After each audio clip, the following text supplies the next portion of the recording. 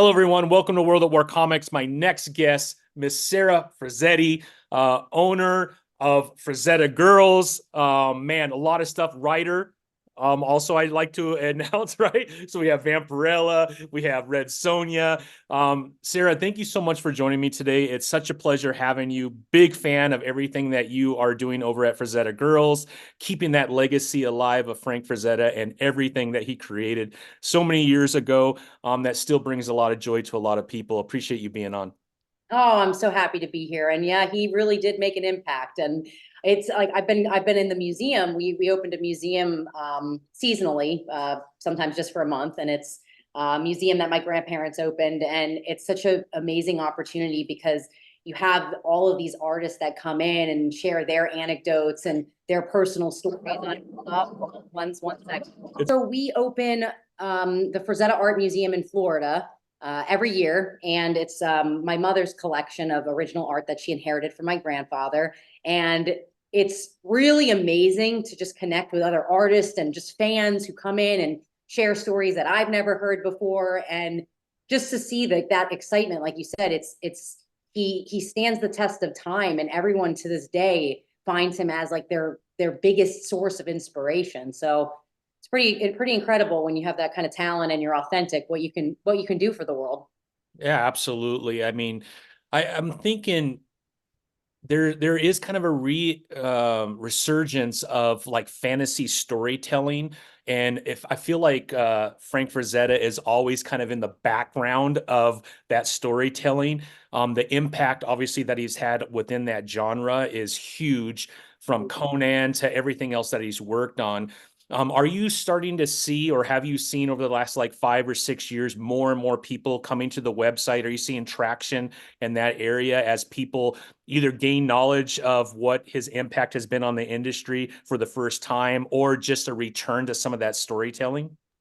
Yeah, I see a huge resurgence, and I also see a lot of new fans. I mean, and it's even, I think, having such a presence on the internet, of course, doing all of these ventures, comics, action figures, just kind of putting it everywhere. Guitars with Adam Jones. It's like all these people from all walks of life. I met someone at the museum yesterday, and he goes, "I remember the Bantam books from when my dad had them. As when I was a little boy, I saw that Egyptian queen." He goes, "That's what I think it was." And I'm like, "It was Egyptian queen." He goes, "Yeah." And I remember the image. I just didn't know who Frazetta was. And so people, it's like a subconscious thing. They always have like either the death dealer Conan or Conan the Adventurer or Egyptian queen embedded in their head, where they saw it and they knew it was a specific artist because the style was just so strong and so different, especially in the 60s. I mean, he just came in and changed the game. So yeah, I just think that, in terms of storytelling,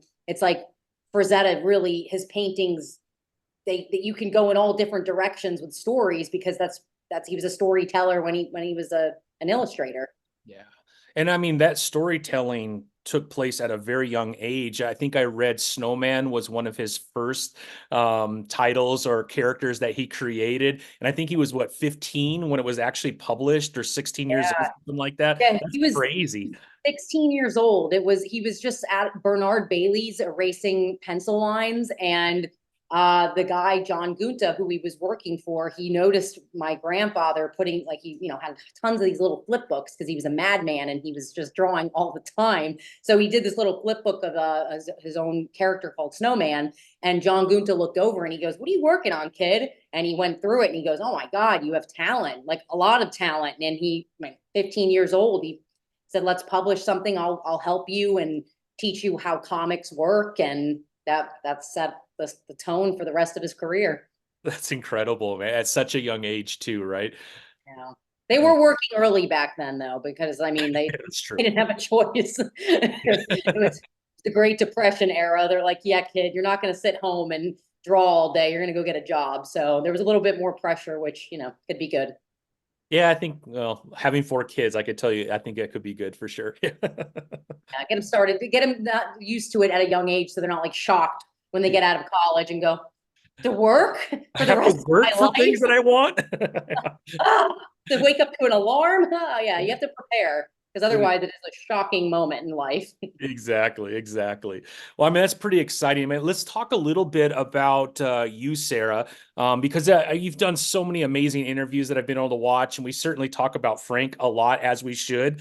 But let's talk a little bit about you and your passion around what your grandfather has done and all the work that you have done to kind of bring all that together and to be able to kind of lead that. Can you talk about when your passion for what your grandfather did started to become part of who you are?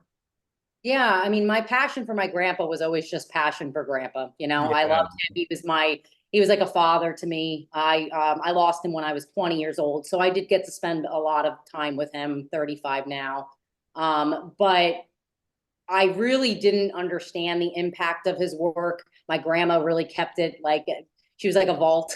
She kept it all locked in and very secured. And just I think it was a nice thing that she did, because then we always could see grandpa as grandpa. And he was so humble that, he didn't really want to like talk and theorize about his art, and he never did in his career. So why would he with his grandchildren? But it was after he passed away, and the estate was divided.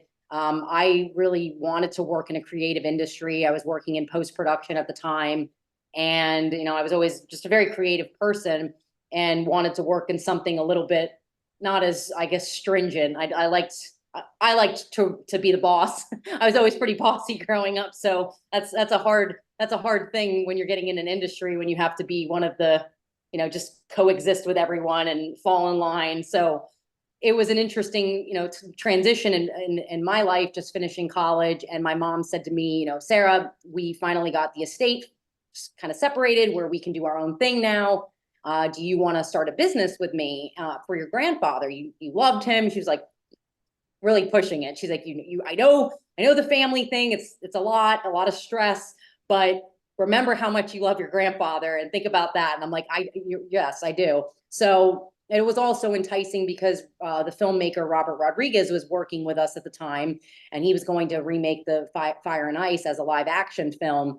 And again, I saw that as like almost like an easier way to come in and rebrand Frazetta from what it had been in the past. And Robert really gave me that vision, and my mom that vision of like how full sublimation shirts could look, how big giant lithographs with black borders, like simple things. But again, because I wasn't ever inserted in the business as like a young girl, I didn't really take note to how my grandma and my uncle were running things, but I knew I didn't want to be involved in that way. So when Robert came in, I was like, yeah, I can see the future of Frazetta.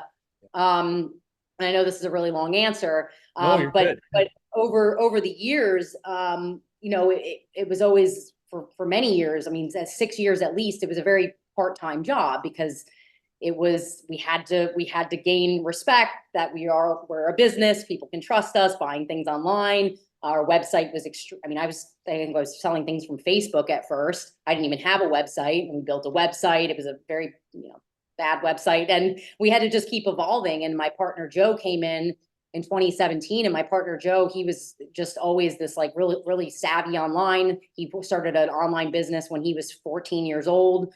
And so he had this idea of like where to take Frazetta Girls, and that's when we really started to take off as like with merchandising and licensing but we the more we evolve, we want to take control of just about everything, because that's just the way, that's the way it has to be. You have to be independent, otherwise you get a lot of resentment, and you realize you think you can't trust anyone. But it's simply business. That's just the way it is. Yeah. Can you talk a little bit about how all that came together, the licensing? Because my understanding is you didn't have the rights to everything at the beginning, but it seems like all that has been coming together over the last few years. Is that correct? Mostly correct. I mean, what we've done with Frazetta Girls is we've reached out to many of the IP holders, because my grandpa was an illustrator, worked for hire. He did a lot of IP for Creepy and Eerie, a lot of work for EC, work for Conan. And for a long time, the family hadn't been in touch, or I don't really want to speak on their business relations, but it wasn't an amicable business relationship. And what we wanted to do is we wanted to be very fair and respecting IP owners, because they've always been very fair and respecting Frazetta. Yeah. So we've partnered with them and have been able to use a lot more images now, and because of them respecting us and us respecting them. So again, life. But there is a couple of the family members who are still, you know, they have their certain amount of images that they can license, and so it's not all together, but we have a huge collection that we're able to license, which is more than enough. Yeah, yeah, it's huge. And you know, titles like Fire and Ice, I believe you have, right, which is With the huge. back cheese, yeah, yeah, Exactly. That's yep. gigantic, right?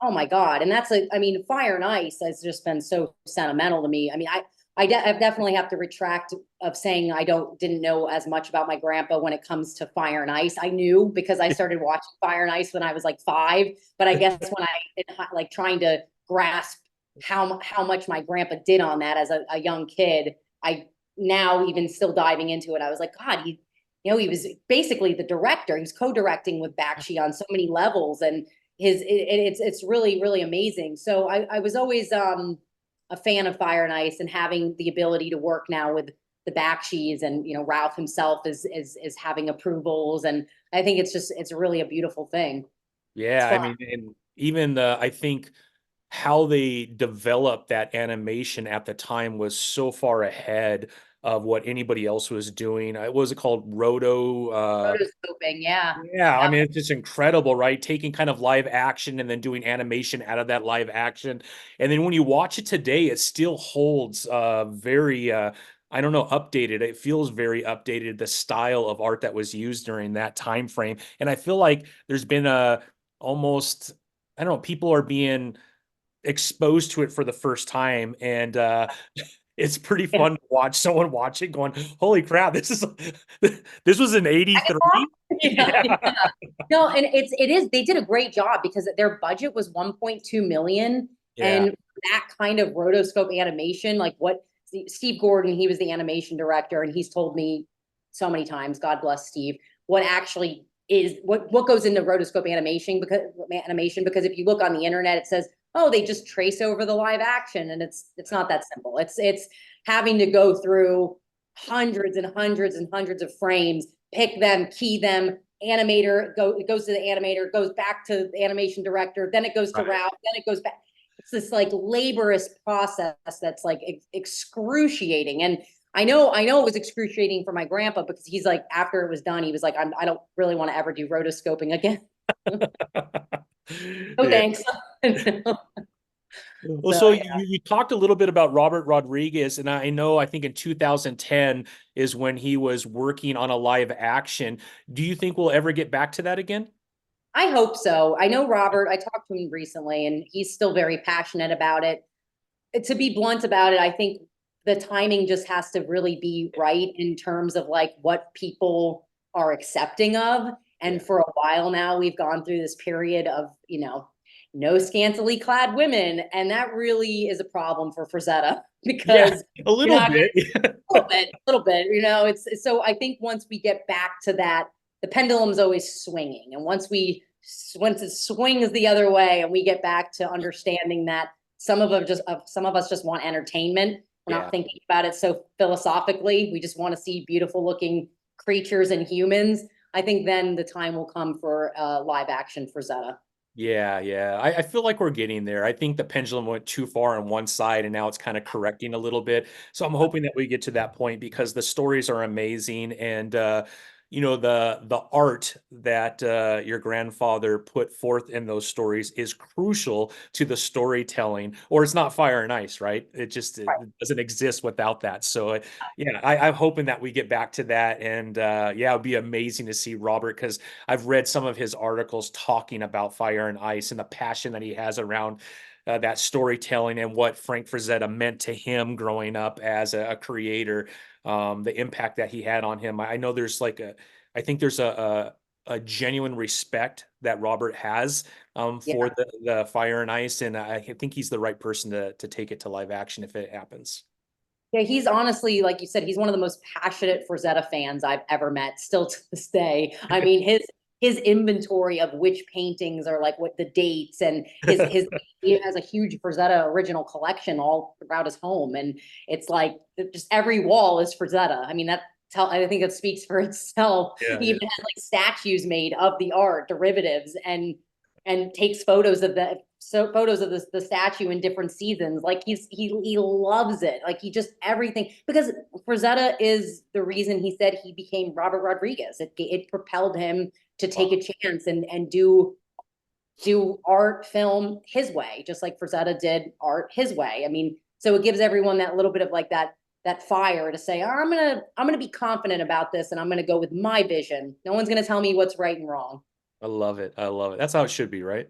Yeah, I mean, otherwise we're not going to get real art. Like you have to be willing to be really, really vulnerable, and people to think what like, and not, I mean, anything, even like music that I hear that's very like innovative at first, I'm kind of like, and then it grows on me and I'm like, oh, okay, like Yeah. we have to be able to give it a chance. Otherwise we just start recycling everything like Marvel does. Unfortunately, that might be one of the issues with Marvel is just the recycling and not new storytelling. But yeah, yeah, I agree with you. Now, can we talk a little bit about comics because you have this new partnership with Dynamite? We have Fire and Ice issues 1 and 2 that That's are it. I'm, I know. I'm waiting for issue 3 to come out, but super excited about that. You have one of the most amazing fantasy writers on this title as well. Bill Like, Willingham, it's he's the man. incredible. He is the He's man. He is the man, and I knew he was the man from Fables. I mean, what Yeah. he it's crazy. And then I wasn't a reader of Fables. I of course skimmed and looked, but it was really Bill's.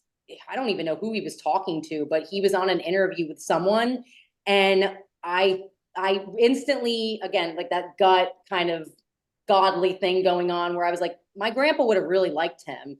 He had kind of had like this dark, cynical sense of humor, but at the same time, he's like really sweet. So he's like this like paradox of a person, kind of like my grandfather. And I Yeah. was like, I really like him, and he's extremely intelligent. He knows his history, he knows his stuff, he knows his words. Anytime I talk to him, I use the wrong words, and he's like, and I go, "Is that the wrong word?" And he sweetly corrects me. I'm like, I'm not a wordsmith. Yeah. Yeah. Thank Yeah. you, Bill. But no, it's really incredible to just see what he's done. And I mean, we only have the 2 issues out, so it's really frustrating because they're so good, and you do have to read the whole series to really appreciate Bill's craft and how he ties everything together, and he really makes you care about characters, which is really lacking. You don't. If I watch a movie, if I read a comic, or even listen to a song, there needs to be an arc. There needs to be character development. I need something where I'm not just like, why does this happen? Why do I care? Just Yeah. always looking around going, what's happening? And Bill understands that. So issue 3, I can't say a date yet. We're, waiting on Leonardo. And I honestly don't want to rush Leonardo, because like when you look at that artwork, you can see that obviously, I mean, he goes into the microscopic backgrounds of the people So with detailed. detail. And I'm like, he's of course this is going to take a long time. So I tell people who are a little impatient, just wait till we get out the paperback or the hardcover, Yeah. and all the issues are in there and you can read them all through. But we're not going to rush Leonardo. We're going to let his magic flow organically. Yeah, yeah. Well, it's definitely working. The one thing about Bill Willingham is he's uncompromising. So he could be sweet, he could be all these things, but I think he knows what real art is as well. Yes. And I love, love, love what he's done with Fables, Yeah. and the stand that he's Have taken. you read all of it, the Not Fables? Like, all of them, but I've read a lot of them. And I mean, he's just an incredible storyteller. But for him to take the stand that he did about his story and about another group not fulfilling their end of a bargain, and then him taking it and just make it part of public domain, it's such a ballsy thing to do.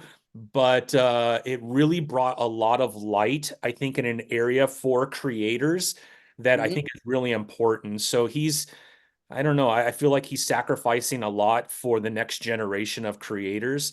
so Yeah. that they don't have those kind of situations. You have to respect that, but he's also just an incredible creator. So you have such an amazing person on Fire and Ice that I think it'll be worth the wait when all those issues do come out. And like you said, the artwork is just so respectful of what Frank Frazetta has done historically that it all needs to come together in its own time. And I think we'll all be happy when it does.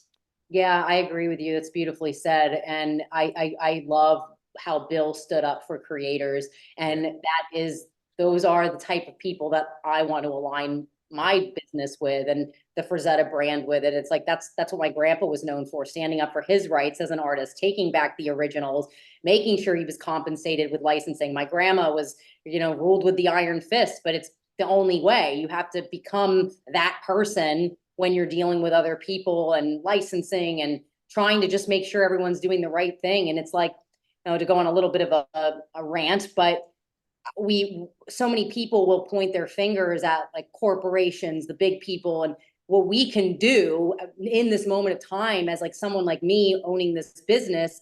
Yeah. I have an opportunity as I'm building this business to change the way businesses are ran by what I can single-handedly do, which is bring artists in and give them a royalty, bring people in and say, you know what, we're going to create this together and you're going to own it and you're going to get a say on what happens with it because you're putting your heart and soul into this. And what I've seen in the past with what other big companies do and how they just discard the artist, the creator who made this character, and they have no say in what happens in the movies or anything. It's like, that's not fair. But again, you have to have a solution. If you're saying these words, well, then you do it. If you have the opportunity to do it, you have to do it. Not everyone has that opportunity, but if you do get blessed enough to have it, you better do something about it so we can all kind of change the course of how everything is ran.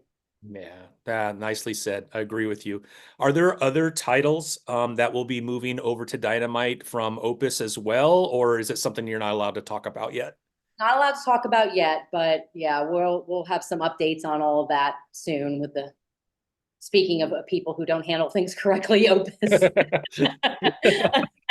I didn't we mean do to bring have, up out a yeah, source about that all, Sarah, but I know like Mothman right now is on, I think issue 4 is about to come out very soon. So there, there's some other titles that I think would be awesome with Dynamite. Dynamite's such a great publisher.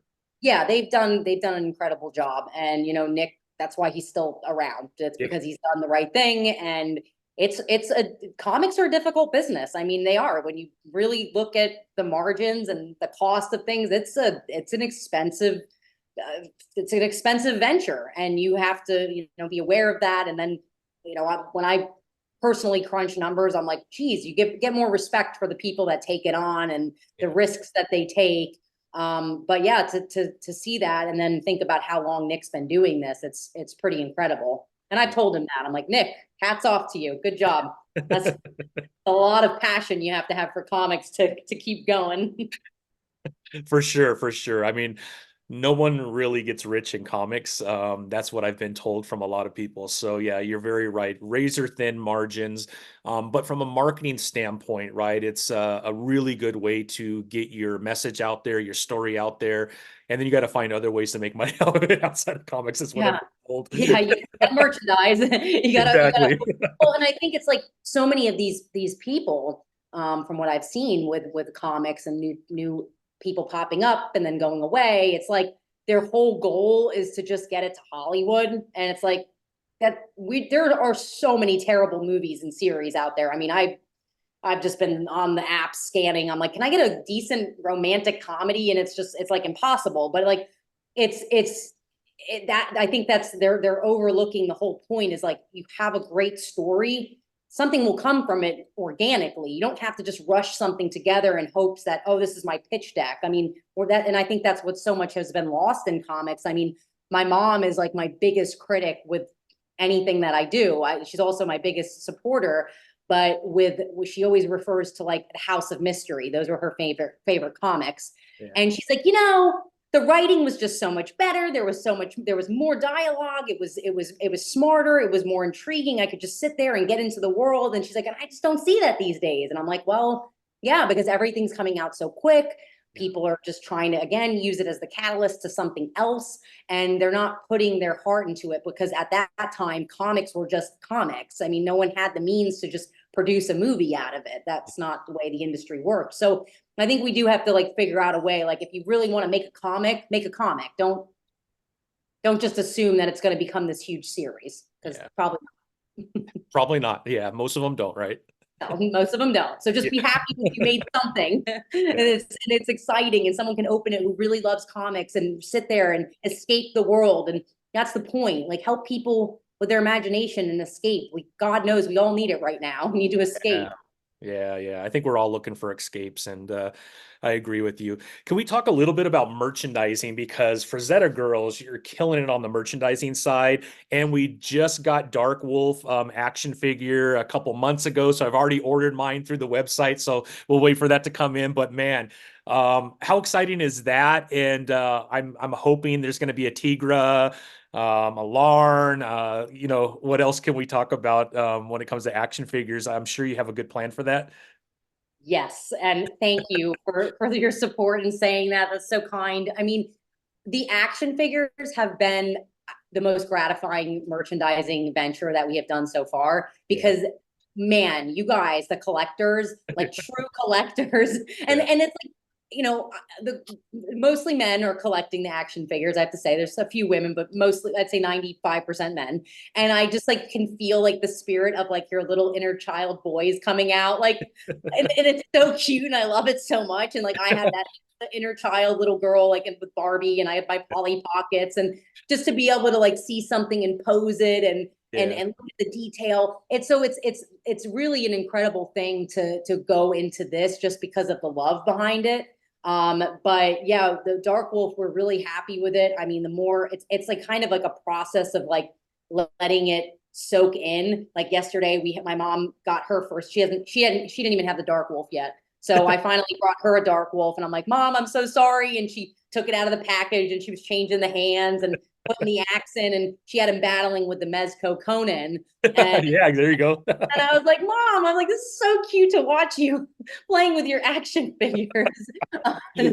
And she's like, I can't wait for more. So we will be revealing Teegra very soon. She is next. It's been rumored that she's next, and that's Yeah. confirmed. She's coming. And she'll have her panther, Shatan Swift Nice. Killer. So she looks great. We're really, really, really particular on the sculpt, because again, it's Frazetta. So it's like articulation, yes, but there has to be some kind of, a little bit of a give when it comes to what comes first. And is it articulation, or is it going to be sculpt? It's always going to be sculpt. Sculpt So has to be. It has to be. I'm telling you right now, most of us take our figures out of the package and we put them in the position we want them, and they sit there for a while. And then we'll go and we'll dust everything off, and we might change a position. But everyone talks about articulation, and I get it. Articulation's important, but really being true to the character is most important. I could tell you most collectors will tell you that. And so I'm so happy to hear that, because if Tigra doesn't look like Tigra in the 1983 Fire and Ice, then no one's going to be happy with it. no, she's got to be hot. Like she's It's got to gotta look be good. hot. I'm telling you right now, that was like my first crush. I'm like, who the hell is this? And why am I in love with the cartoon? Yeah, well, she looks. Oh my God. Speaking of that, my grandpa. Oh my gosh. So I was going through all these old newspaper articles that he did interviews for back in the '80s, a couple years after Fire and Ice came out, and he said that. Now I know where I get my bluntness from. He comes back, and he was telling the reporter. He goes, "Yeah, I heard about all these magnificent looking women and heroic looking men in Hollywood. I didn't see any." And he goes, none of them compare with my Frazetta Girls. And I'm like, I mean, It is so what it yeah. is. So that's why I had a crush on Tigra, because it Yeah. was Frazetta's making the ultimate female. And I mean, I have to say, his men are pretty good looking too. The Larn, I mean, he looks good. Dark Wolf, he looks good. I mean, those serrations, he looks great. Yeah. Even my mom was saying, she goes, he's handsome. And I go, see, it's so funny how we're talking about an action figure. I love it. I love it. I'm so glad that you have more action figures coming. I do think that'll probably be one of the biggest things that you sell on your website. Just because I don't know, right The now. numbers don't lie. You're correct. Like, I mean, the numbers, I was like, And we started doing it. I think I've said it this before, but we were asking so many companies to do Dark Wolf. We're like, please, someone do Dark Wolf, please. Like because so many people were asking for years. And then Joe is really intelligent and very capable and very like just he's on another level of capabilities. So he was like, I'll make Dark Wolf, I'll make action figures, I'll figure it out. And every single day he had his head down on the computer for like 8 months, Yeah. focused, working with Eamon, working with Matt, like our whole team coming together, Trevor with the photography. I mean, it was amazing to see it all come together. So yeah, Tigra, and then other ones that I can't Yeah, announce yet, but they're in the works, and they're being created, and they look amazing. So it's cool. really exciting. You're a writer as well. So I have right here, which I finished. I had a hard time finding one issue, but we got Dead Flowers, Oh, which you is got the real. dead flowers. Yeah, Yeah. that was very Yeah. exciting. And then obviously you did some Red Sonja. So what did that transition from owner of Frazetta Girls, trying to get all these amazing properties out to fans, to I'm a writer as well? Because I think it's awesome. Well, okay, so with Red Sonja, I did some variant covers, so I haven't been a writer there yet. But with Ah, Vampirella, I was given the opportunity by Nick Ferrucci. He came to me, and Matt Idelson, who's the editor, and they were like, "Hey, do you want to do a series?"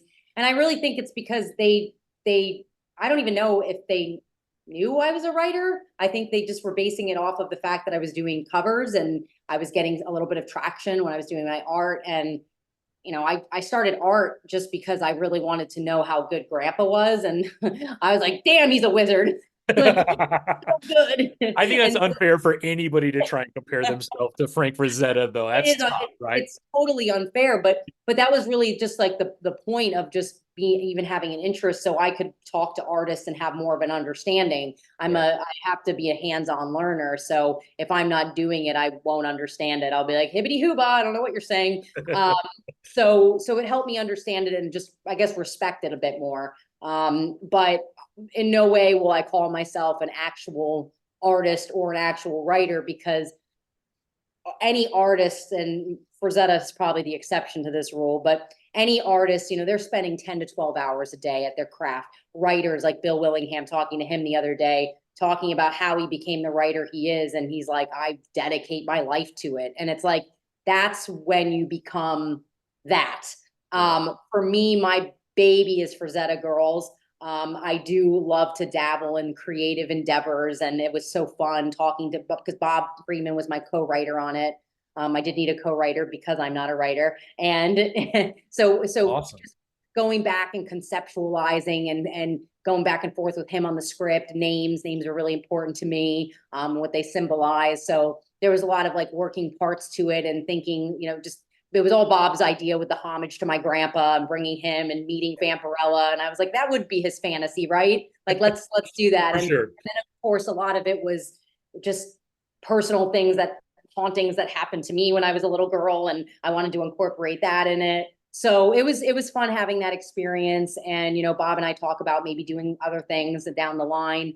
Right now, I've been writing little short films, and they're of course horror, and I can't seem to get away from the horror genre. I'm like, I like this is fun. This is what I Yeah. like. So I'm writing my second short film now.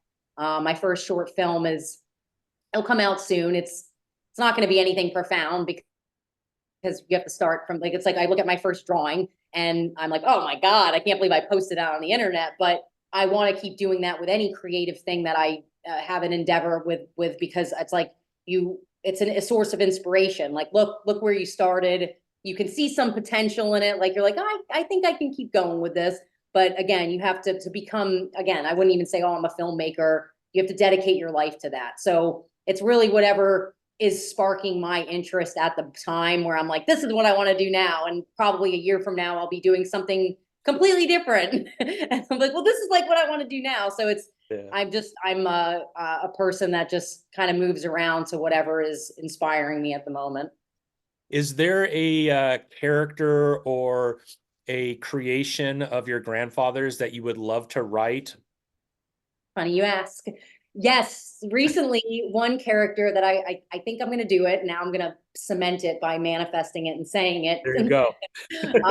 Sea Witch. Yeah. So his character Sea Witch, I started thinking of a backstory for her and just like an overall of a progression of like how she became Sea Witch. And I'm really I love nature. I love animals and to be able to like think of this like this this insidious sea witch in the sea with all of her creatures, her octopus and everything else. I'm like, oh my gosh, like what would that feel like? So I've been working on that a little bit. We'll see if it becomes anything. It's such a that for me is a little bit scarier because it's Frazetta, and it's like I have to come like so prepared before I even touch any of his characters.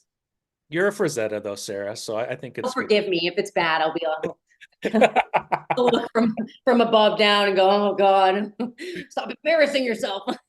So would you want to do like a comic book of Seawood? Is that kind of what you're thinking? Or would it be a short story? Would it be a film? Like, what are you thinking? I think initially I was thinking more of like a short story, Okay. but it would be interesting to possibly see it as a comic. I mean, what I've written so far, I'm like, oh, I can see how I would want the panels to look. So yeah, maybe a graphic novel, maybe coming in the middle. That would be very cool. That would be very cool. And how about art? Anything else coming from you from an artistic standpoint in comics? Any more Not, covers or not anything like that?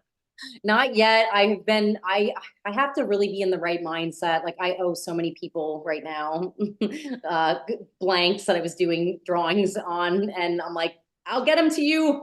I told them this. I'm sorry, guys. You know who you are if you're watching.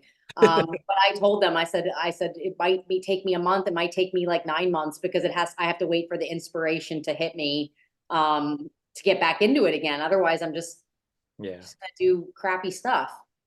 I have to have that flow. That's why I don't want to rush other artists. I get it. I'm like, just it has to be the time. Unless you're doing it as a career, then you don't have the luxury of doing that. Yeah, yeah, yeah. That's That's why awesome. sometimes you got to keep your hobbies as your like or your passions as your hobbies because then when it become your passion becomes work, Yeah. Kind of lose a little bit of that kind of yeah, you have to do drive. it. Yeah, yeah. Yeah. Yeah. You're like, oh, I have to make money with this. So, talking about drive, the drive around Frazetta Girls, how do you maintain that and what's the inspiration around that? The drive with that is just very organic. Like I Yeah. honestly, I wake up now, point where we are now, I wake up and I'm excited. I'm like, okay, what are we taking on today? And because my grandpa was such a visionary, there's so many ways to take it. Yeah. And like I said earlier, like I have so many different interests. So there's so many different people that he impacted, like music, fashion, comics. Like there's just it's great filmmaking. There's endless amounts of inspiration and ways to take this. So I have to be my biggest thing is being patient with all of these ideas that I have and that I want to come to life. And it's but I mean I cannot wait to reveal Tigra. I was like a little child yesterday. I'm like, oh, when are we gonna do Frazetta Friday reveals? Like, tell me that's gonna be today. And he's like, it's not ready yet. And I'm like, Yeah. ugh. So it's everyone's like energy, I think, coming back, through the internet and stuff, and like through you right now, like asking the questions, like we're all like collectively excited about it. So now it's just like now I can like feel the future where I'm like, God, this is gonna get bigger and bigger and bigger, and I'm gonna get more and more excited about it. It's like it's so much fun. And it's kind of like just like like I said earlier, it grew very slowly and almost like accidentally of me getting into this position. It might have been fate, it might have been accidental, but I'm like trying to wrap my head around. And I was like, I would never have imagined my life would be this now. Like I always, like I said, I loved creativity. I always thought about like specifically like filmmaking. I always wanted to be an actress, like, just something center of Artistic, attention. right? My Well, grandparents something did artistic, that. right? Yeah, my grandparents did that to me. They Yeah. put me on like little in the little corner of the room, be like, "Perform, Sarah, go," and give me like all the accolades. And they're my grandparents; they all do that for us. But Yeah. that stuck with me. So to look at it now and go, "Wow!" Like I never would have expected this to be my path. I'm just really humbled and honored to do this. Awesome. Now, as far as like Comic Cons, I know you've been doing some of those. Do you have like a calendar of events that you're doing this year of Comic Cons where fans could come meet you and see all the Frazetta Girls stuff laid out on a table? Yeah, well, we will be at Comic Cons. We probably won't have anything laid out on the table. I've mentioned it before, like maybe a year ago, that Yeah. when we do come back to conventions, it will probably be like huge. Like we're gonna make a statement similar to like Marvel, Yeah. where it's just gonna be like, and I'll probably be old by then. But in the in the meantime, we'll be at San Diego Comic Con again, most likely doing panels. Yeah. And then we'll be at New York Comic Con. We might try to do some toy conventions this year because of the action figures. So we were just at OAX in Orlando. That was for comic art, original comic art. So we're kind of free flowing right now and seeing where we land, and we'll have more of a concrete schedule, I'm sure, in the future. Yeah, I mean the action figures opens up a whole nother world. And it's funny, you go to Comic Cons and there's a bazillion of them, right, throughout the year. There's a Yeah. bazillion toy ones that are just focused on toys. So yeah, you Oh, got at to pick your battle. PowerCon. Yeah. Yeah, that's where Eamon was, and I was like, gosh, I'm like, this is so. I think a lot of it, if we pop in, we'll kind of be popping in as guests and accompanying people at their booths and that Yeah. Yeah. way. Yeah, but I'll keep everyone updated on social media. I always post my whereabouts, probably to a fault. Yeah, careful with that, Yeah. Sarah. Well, Sarah, I don't know if we left out anything. Is there anything else that you wanted to share about what's going on with Frazetta Girls? I mean, there's a lot. You post a lot, which is awesome. So yeah, it's really awesome.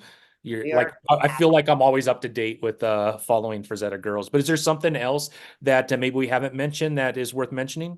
One thing, we do have a Tigra One Shot coming on February 28th, and that is also written by Bill Willingham. And the art is we switched it up. It's Gabriel De Caro, Okay. and he wait till you see this Tigra. Gabriel, he knows how to bring. He's Italian. He knows how to bring the I sexy to love the it. girl. So it's. I was very. I think I was channeling Frank when I was getting the pages. I was like, oh yeah, oh wow, wow. I'm like, I look at can't the wait to see behind it. on her. So yeah, that's going to be an issue. All you men don't want to miss, and women Yeah. who like beauty and curves, you'll want to see this Tigra One Shot. And that's about it. That's about it. I love it. I love it. Well, With that. yeah, yeah, yeah. And that will be through Dynamite, right? Yes, they're Yeah, Dynamite. yeah. I did see the FOC on that. So yeah, the FOC's already passed, but anybody listening to this, all they have to do is go to their comic book shop and make sure that they order it. Still plenty of time to ensure that they have that on the shelf. But if your comic book store is already has the Fire and Ice, they're probably going to have the Tigra as well, which is great. Yeah. Sarah, Yeah.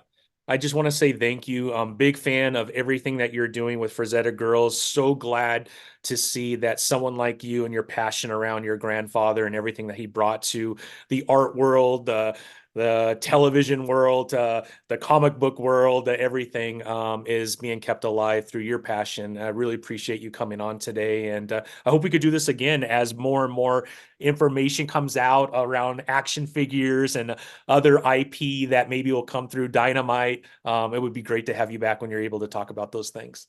I'll be back. I love this, Tommy. Thank you so much. Yeah, no, thank you. I really appreciate you, Sarah, and have a great rest of your weekend. You too. All right, bye bye. Guys.